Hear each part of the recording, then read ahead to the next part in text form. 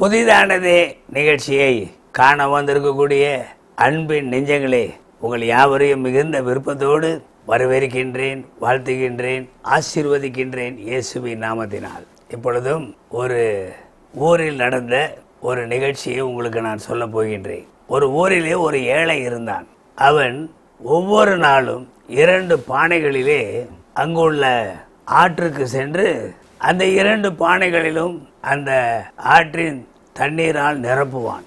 நிரப்பி ஒரு நீண்ட களியை எடுத்துக்கொண்டு அந்த 2 பானைகளிலும் கயிறுகளை கட்டி அந்த களியின் ஒரு புறத்திலே ஒரு பானையையும் இன்னொரு புறத்திலே இன்னொரு பானையும் கட்டி தொங்க விட்டு நடுவிலே தன்னுடைய தோளிலே அந்த களியினால் அந்த 2 பானைகளையும் சுமந்து கொண்டு தன் வீட்டிற்கு வருவான்.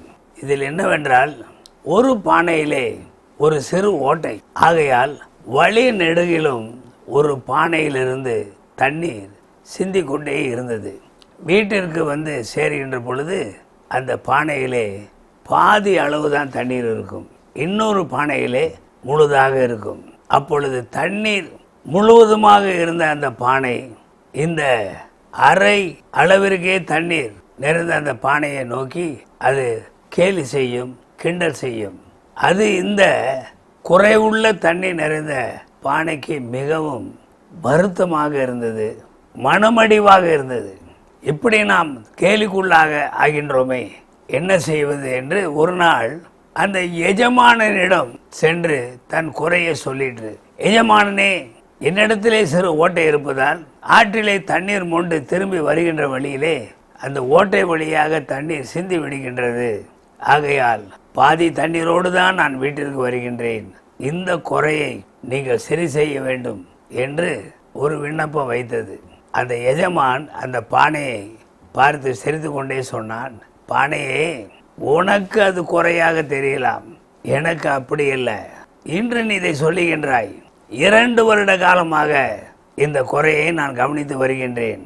நான் என்ன செய்தேன் தெரியுமா? ஆற்றிலிருந்து வீட்டிற்கு வருகின்ற பொழுது வழி நடிகளும் பூக்கள் பூக்கக்கூடிய அந்த செடியினுடைய விதையை நான் போட்டு வைத்தேன். அது வளர்ந்து இன்று அந்த செடிகள் மிக நன்றாக வளர்ந்து நிறைய பூக்கள் பூக்கின்றன.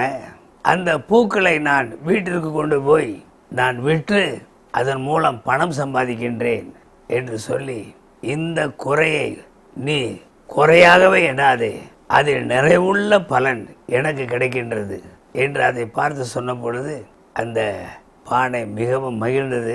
தன்னிடத்திலே எஜமான் சொன்னதிலிருந்து அந்த குறையை அது பெரிதாக எண்ணுவதில்லை.